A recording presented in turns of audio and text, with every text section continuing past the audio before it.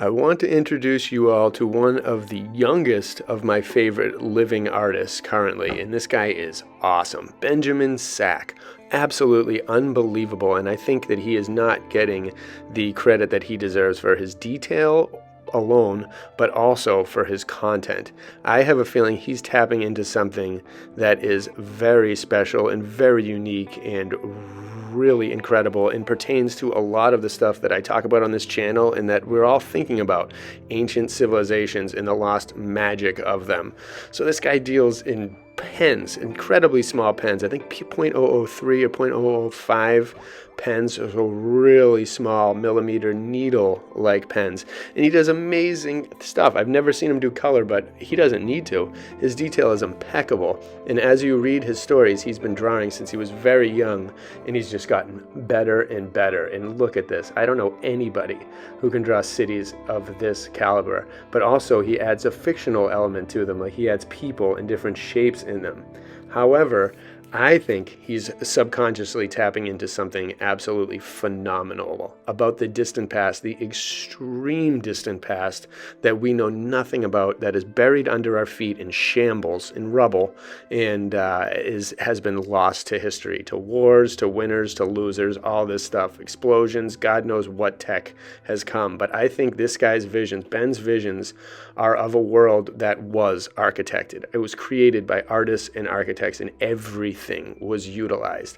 I'm sure they had some farmland and stuff on the outskirts of these cities, but I do believe at one point, and it could have been thousands of years ago, could have been millions of years ago, hundreds of thousands of years ago, could have been 500 years ago. I have no idea, but I have a feeling this is what the world looked like. All of these things in harmony, flowing, working together amazingly, covering everything. Everywhere where we see rubble and rock and things like that, I think was at one point built into something, into a structure.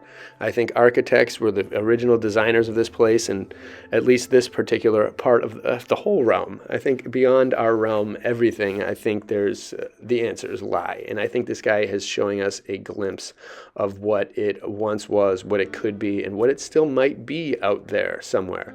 And I have a feeling these aren't like the in the old school civilizations. They weren't like, just tons of who knows how pollutant or efficient everything was, or what materials were used and made.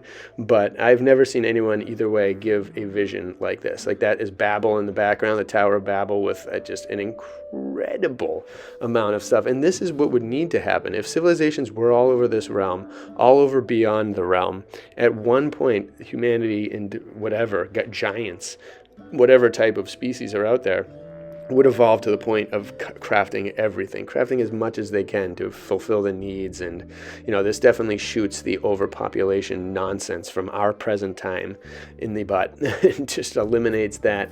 But again, it's all just art. It's just, I'm taking it a little, I'm kind of maybe exaggerating a little bit of the essence or the implications of this, but I do feel very strongly about it. He gives me the vibes that something's just right about this. And I've tried drawing buildings like this, and his level of detail is just absolutely incredible. It's superior. I humbly bow down to Ben in this detail department, because wow, absolutely phenomenal. In his visions, some are more fictional than others, but he takes into account ideas like the Mappa Mundi and different kind of ancient maps, which he's definitely influenced by, you can tell, and he takes them and puts them in his own way, does them in his own style, and does it amazingly. Look at all this stuff. So I'm excited to, hopefully in the meantime and soon coming time, going to interview Ben and talk to him a little bit and see what we can do. I was going to a couple of years ago, and we've been talking again, and I wanted to introduce him to you all before we dive into ask some of the questions. And I definitely recommend you all check out the link to his website and take a look at his art and reach out to him if you have any interest in anything. But I'll hopefully try to get him on here and we'll talk, because I want to talk to this guy from an artist to artist, and I want to get him in this scene here, because I have a feeling he has some incredibly key insight that he's gathered during his drawing time, because that is one of the things that comes with being an artist. When you're drawing and you're in the zone, I love this one. But when you're the mountains, look at the mountains in the background. Just look at it. Amazing. It makes sense. He draws a world that makes sense. There's no rubble. There's no destruction just randomly all over the place. There's no piles of rocks. There's no just nonsense. Everything is utilized. That is what I feel is very important.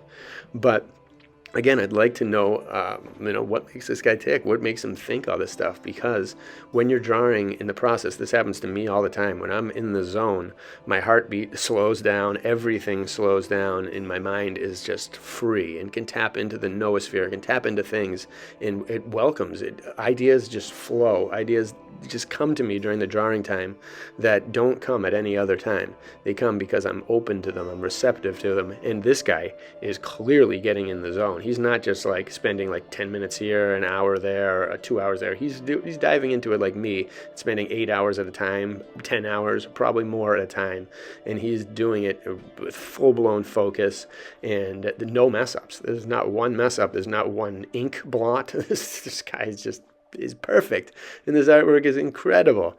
So Ben, wow, congratulations, amazing job on this. Absolutely sensational living artist, and it's important for us to acknowledge these living artists because they are incredibly rare.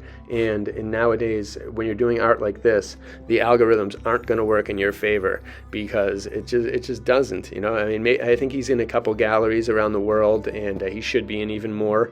I'm in none except for the Foxborough one, but there's it's tough for artists that are putting out things that mean a lot, that have a lot of meaning, that have a lot of beauty, that have a lot of skill. Ever since the CIA and Jackson Pollock started dumping paint and trying to convince the world that America was incredibly creative and free, and in America you can create garbage and it'll sell for millions. If that never happened, I think we'd be on a path where people like Ben and myself would be getting a lot more respect than we deserve. Not than we deserve, but than we are getting currently in this nonsense system of glorifying trash and glorifying depressing imagery and garbage art and sadistic evil art, and putting all this stuff to the side, shadow banning all this stuff. It's unfair and it doesn't deserve to happen. Look at those buildings. People like this deserve to be spread, and I love this one. A little high five for us all. Thank you, Ben. Thank you for this. I hope you spread throughout this scene, and a lot of people support your art because it is worthy of it. And I can't wait to see what you continue to create, what you do next, and maybe in the future we'll collaborate on something. I would love to draw something with you. I think us being in similar age and whatnot, I think we have a lot of incredible things to look forward to, and so let's do it. Let's join forces, all artists out there. If you are out there, be in touch. Leave your information below. We must spread our beauty to everyone and heal the world. Save Earth with art. Bless you all.